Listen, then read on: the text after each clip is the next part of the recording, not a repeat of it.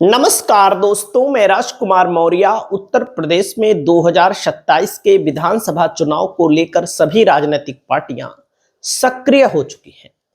इस वीडियो में आप सभी साथियों को मैं बताने जा रहा हूं इटावा जिले की विधानसभा क्षेत्र के बारे में। पिछली बार जब चुनाव हुआ तो समाजवादी पार्टी को इटावा जिले में 2 सीटों पर सफलता मिली। एक सीट का नाम है भरथना, जो कि सुरक्षित सीट है, और दूसरी सीट का नाम है जसवंत नगर, जहां पर शिवपाल सिंह यादव वर्तमान में विधायक है। लगातार कई बार से विधायक बनते चले आ रहे हैं और हर साल इनके जीतने का मार्जिन लगातार बढ़ रहा है।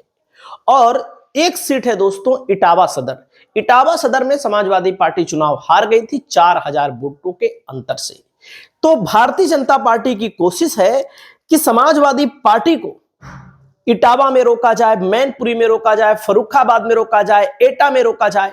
मतलब कि ऐसे तमाम गढ़ हैं सपा के जहां पर समाजवादी पार्टी का प्रदर्शन पहले अच्छा हुआ करता था, और जब 2022 में समाजवादी पार्टी की सरकार नहीं बनी तो अपने ही गढ़ में समाजवादी पार्टी को नुकसान हुआ। जैसे कि इटावा जिले की तीनों सीट जीतनी चाहिए थी, मामूली अंतर से हार गई इटावा की एक सीट। मैनपुरी की सभी चारों सीटें जीतनी चाहिए थी, मैनपुरी में भी समाजवादी पार्टी का नुकसान हुआ, बदायूं में भी बड़ा नुकसान हुआ, फिरोजाबाद में भी नुकसान हुआ।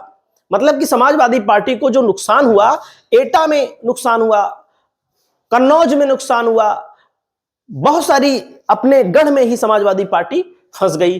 तो दोस्तों, इटावा में भारतीय जनता पार्टी शिवपाल सिंह यादव को हराने के लिए किस प्रत्याशी को मैदान में उतारने जा रही है, इस वीडियो में आपको बताने जा रहे हैं। तो आपको मैं बताना चाहूंगा, देखो, शिवपाल सिंह यादव समाजवादी पार्टी के वरिष्ठ नेता हैं।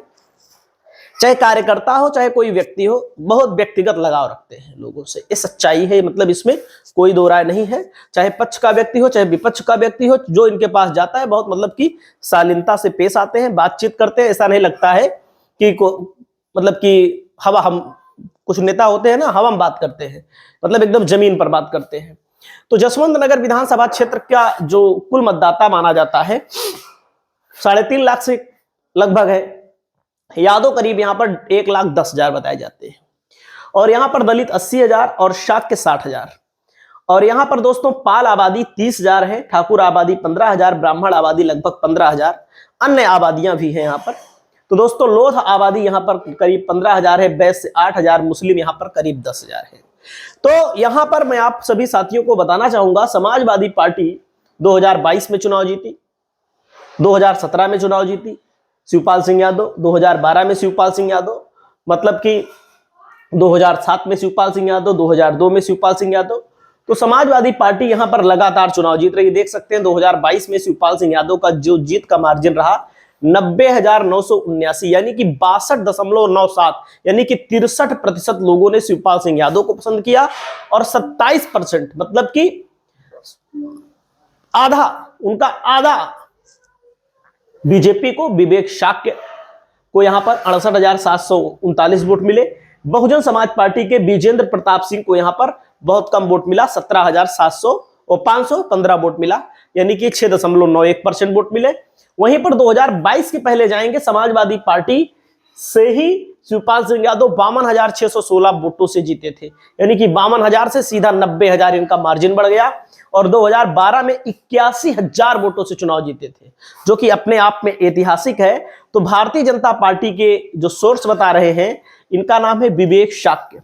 विवेक शाक्य पिछली बार चुनाव लड़े थे, इस बार भी समाजवादी पार्टी का मुकाबला करेंगे, इस बार भी समाजवादी पार्टी को टक्कर देने के लिए मैदान में उतरेंगे। क्या आपको लगता है कि विवेक शाक्य मैदान में उतरकर शिवपाल सिंह यादव को टक्कर दे पाएंगे? और कुछ सूत्र ये भी बता रहे हैं कि करहल की जगह हो सकता है अनुजेश यादव को, क्योंकि यादव आबादी अच्छी खासी है, तो अनुजेश यादव को यहां से मैदान में उतारा जा सकता है। अनुजेश यादव भी अखिलेश यादव के धुर विरोधियों में इस समय है, हालांकि पहले समाजवादी पार्टी के साथ ही राजनीति किया करते थे। तो दोस्तों मैं आप सभी साथियों को बताना चाहूंगा, यहां पर शाक्य मतलब इटावा में ज्यादातर शाक्य मतलब शाक्य, मौर्य, सैनी, कुशवाहा सब एक ही हैं।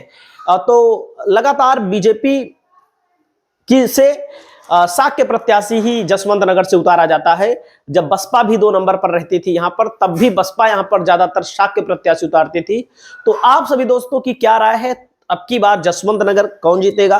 क्या शिवपाल यादव 1 लाख पार कर जाएंगे, 1.5 लाख पार कर जाएंगे, या फिर या फिर भारतीय जनता पार्टी के लिए कोई गुंजाइश है? वैसे मेरा व्यक्तिगत आकलन कहता है कि इटावा की तीनों सीटें समाजवादी पार्टी जीतने में सक्षम है। क्लीन स्वीप समाजवादी पार्टी कर सकती है, इटावा में भी, मैनपुरी में भी, और बहुत सारे जिले हैं, मैं तो बताता ही रहता हूं। और आपने देखा इटावा और मैनपुरी की लोकसभा सीट को समाजवादी पार्टी ने अब की बार अपना वापस ले लिया, यानी कि छीन लिया भारतीय जनता पार्टी से। समाजवादी पार्टी को लेकर आपका क्या कहना है, बीजेपी और योगी को लेकर क्या कहना है, कमेंट करके बताइएगा। नमस्कार।